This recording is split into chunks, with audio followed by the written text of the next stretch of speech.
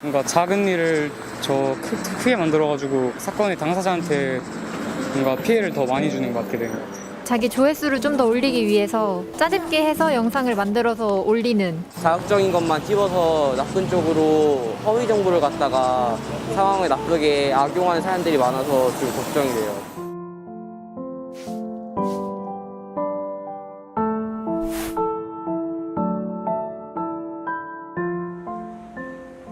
사이버와 레커차가 합성된 단어인 사이버레카는 사회적 관심이 쏠린 주제를 아니면 말고식의 태도로 콘텐츠화하는 사람들을 뜻하는 신조어입니다.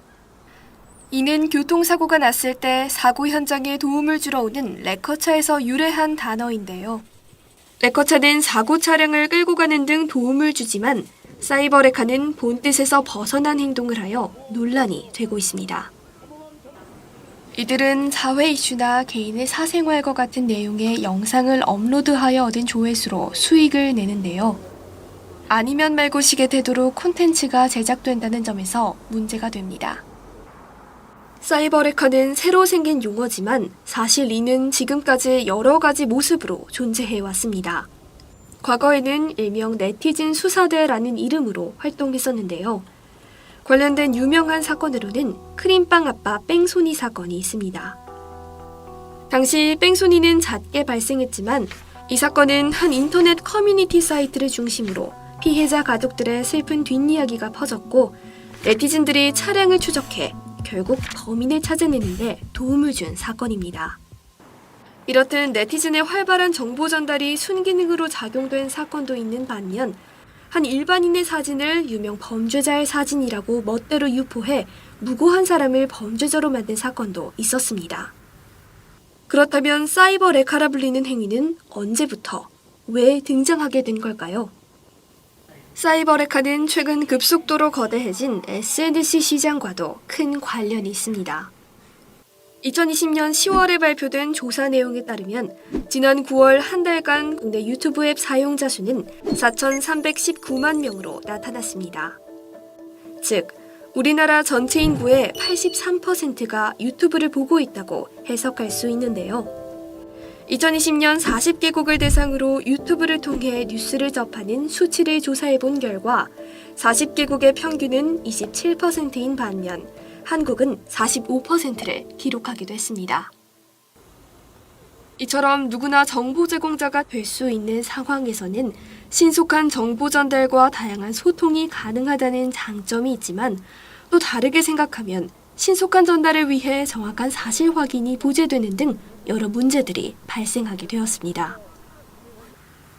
이렇게 사실 확인 없는 정보들을 보도하는 사람들이 많아지며 이들을 사이버 레카라 일컫게 되었다고 추정할 수 있는 거죠.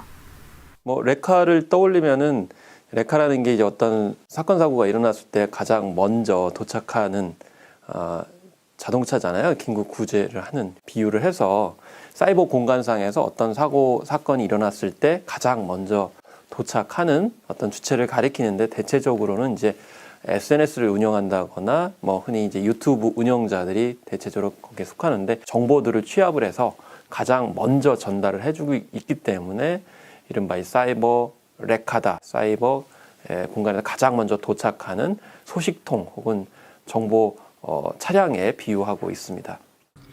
일명 사이버 레카라 불리는 그들은 왜 이런 행위를 저지르는 걸까요? 영리적 목적에 딱 해당되는 경우라고 생각이 들어요. 조회수라든가 일단 주목을 받고 유명해지면 된다는 그런 마음이 좀 크다는 생각이 들고 이런 부분 때문에 이제 어떤 일반적인 형태의 징벌적 손해배상 규정을 자꾸 도입하려는 시도가 사회 일각에서 있는 거거든요. 일반적으로 일반인한테도 적용될 수 있는 유튜버가 상인적인 영리적으로 행동하냐 아니냐는 구분이 어려운 문제거든요. 그럼에도 불구하고 민법이나 상법에서 징벌적 손해배상을 도입하자는 취지가 있는 거예요. 왜 그러냐면 그런 행동들을 멈추지 않기 때문에 상대방이 사람이라고 생각을 하지 않는 거죠. 상업적 목적의 아이템이라고만 생각을 하시는 것 같고 그들은 영상의 조회수가 수익으로 이어지기 때문에 자극적인 콘텐츠를 제작하게 됩니다. 어떨 때는 영상의 내용과 상관없는 유명인의 사진을 함부로 썸네일로 쓰거나 심지어 고인마저 그들의 돈벌이로 이용하게 되죠. 그런데 사이버레카의 가장 큰 문제점은 일반 시청자들이 이러한 정보들을 아무런 의심 없이 수용하게 된다는 점입니다.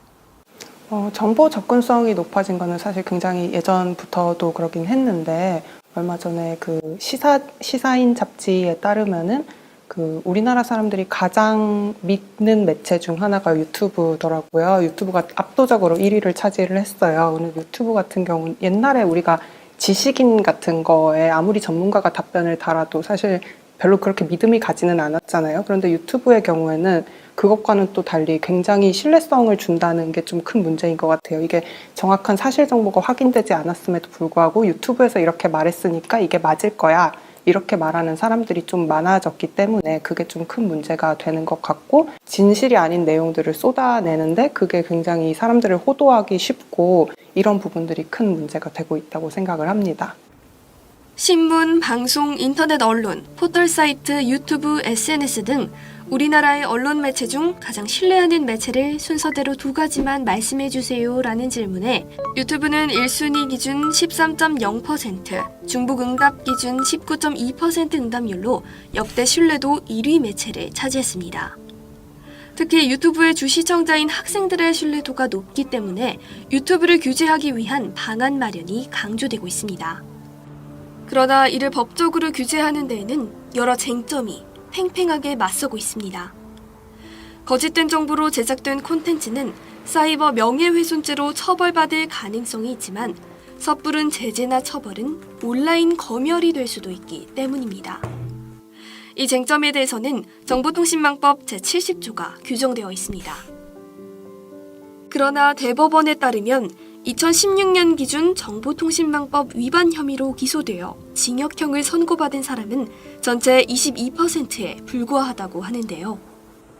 해당 조문에 의하면 7년 이하의 징역형도 선고받을 수 있지만 애초에 선고 비율이 낮은 점이 문제라 볼 수 있습니다. 이러한 법적 규제는 약하게 처벌되는 경우가 많아 경각심을 주기에는 다소 소극적인 규제로 보입니다. 그렇다면 언론사와 사이버레카는 어떤 점에서 차이를 보일까요? 정확한 사실관계 파악 후 보도해야 하는 것이 원칙이지만 만약 잘못된 내용이 보도되었을 때 대응하는 방식에서 이 둘은 가장 큰 차이를 보입니다. 일반적인 언론의 경우 언론중재위원회와 방송통신위원회 등 많은 기관들이 그들이 옳은 보도를 하는지 감시하고 그에 대한 책임을 묻습니다. 또한 언론 보도 또는 매개로 인해 피해를 입은 사람은 법원에 정정보도 등을 청구하는 소송을 제기한다면 피해에 대한 구제를 받을 수 있습니다. 언론 보도가 있음을 안 날부터 3개월, 해당 언론 보도가 있은 후 6개월 이내에 소송을 법원에 제기하면 언론중재 및 피해 구제 등에 관한 법률이 적용되는데요. 이 기간을 경과하면 민법이 적용되어 재판 절차가 진행됩니다. 이처럼 정정보도에 대한 청구 소송이 마련되어 있어 언론사는 사소한 내용에 대해서도 내부적으로 정정보도가 잘 이루어진다고 볼 수 있습니다. 하지만 그들이 주로 활동하는 플랫폼에는 중재기관이 없으며 방송통신위원회에서도 소수 인원만이 이를 담당하므로 법적으로 그들을 조정해줄 기관이 개선되어야 할 것입니다. 허위 사실을 적시하든 사실을 적시하든 우리나라에선 징역형을 규정하고 있는데 징역형을 살게 하는 경우는 거의 없어요. 명예훼손 같은 경우에는 우리나라의 기존 선례들이 그 언론의 자유, 표현의 자유를 워낙 중요하다는 것을 법조인들도 알고 있기 때문에 1회 범죄한 것으로는 벌금형에 처합니다. 반복적으로 명예훼손을 하면은 명예훼손 같은 경우에도 징역형이 처해질 수가 있습니다. 피해자가 대처할 수 있는 법적인 방법은 어떤 인터넷 게시글을 삭제하라고 요구하거나 게시글을 올리지 말아주세요라고 인터넷 사업자한테 요구하는 형태, 아니면 법원에 요구하는 형태들을 취할 수가 있는데 뭐가 됐든 간 다 많은 시간이 필요하죠. 소송 제기하고 나서 1심 재판 끝날 때까지 6개월에서 1년 정도 걸린다고 생각해야 돼요. 사실상 신속한 대처가 쉽지는 않습니다. 일각에서는 모든 국민에게는 표현의 자유가 보장되기 때문에 이를 규제하는 것은 부당하다고 주장합니다. 그러나 타인의 사생활과 인권을 침해하면서까지 기본권이라는 명목으로 방치해도 되는지에 대해서는 고민이 필요한 부분 아닐까요? 이러한 이유로 관련 법안들은 아직까지 과도기적인 모습을 보이고 있습니다. 정필모 의원은 허위 정보에 대한 법적 정의 조항을 신설하고 정보통신 서비스 제공자의 허위 조작 정보에 대해 삭제 의무를 주며 미조치 시 과태료를 부과하는 방향으로 정보통신망 이용 촉진 및 정보 보호 등에 관한 법률 개정안을 발의했습니다. 윤영찬 의원은 정보통신망 이용자가 거짓 정보나 불법 정보를 생산 및 유통해 명예훼손과 같은 피해가 발생할 경우 손해액의 최대 3배까지 배상 책임을 묻도록 하는 징벌적 손해배상 제도를 포함한 정보통신망법 개정안을 발의했습니다. 한편 과학기술정보방송통신위원회 소속의 박성중 의원은 자신의 페이스북을 통해 다른 의견을 표하기도 했습니다. 아직까지 가짜뉴스에 대한 법적 정의가 분명하지 않고 피해가 발생할 경우 다른 법률과의 관계를 더 따져야 할 것이며 표현의 자유가 과도하게 침해될 우려가 있기 때문이라는 점이 그 내용이었습니다. 모든 국민들이 언론 행위를 할 수 있고 표현의 자유가 있습니다. 그렇지만 표현의 자유는 반드시 책임이 뒤따라야 되고요. 또 기본적으로 준수해야 될 원칙들이 있죠. 그래서 그 원칙들을 지키지 않을 때는 충분히 현행 법에 따라서 처벌을 받아야 된다라는 것입니다. 그래서 민사법적인 책임을 져야 된다는 기본적인 자세가 필요하고 사이버레카 현상이 좀 새로운 현상이기 때문에 잘 드러나지 않아서 부작용에 대해서 본보기로 엄벌을 해야 된다고. 제가 망했으면 좋겠다라는 마음으로 어떤 정보를 폭로하는 방식이 되어서는 안 된다고 생각을 하고요. 공공의 이익에 좀 더 부합하는 그런 정보를 제공할 수 있는 언론사가 되어야 할 것이고, 대형 언론사들도 오보를 내기도 하고 하는데 그런 것들에 대해서 최대한 많이 확인을 한 다음에 보도를 할 수 있는 방식으로 하면 좋을 텐데, 그냥 사이버 레카들의 말을 그대로 뺏겨 쓴 다음에 본인들이 취재한 것처럼 올라가는 경우, 이런 거에 대해서도 좀 더 제재가 들어가야 되지 않을까.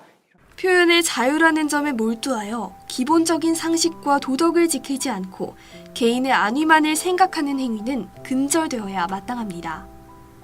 점점 타인과의 관계성이 결여되어 가는 현대 사회에서 어쩌면 자신의 말과 행동이 어떤 영향을 주게 될지에 대한 교육이 마련되어야 할지도 모르겠습니다.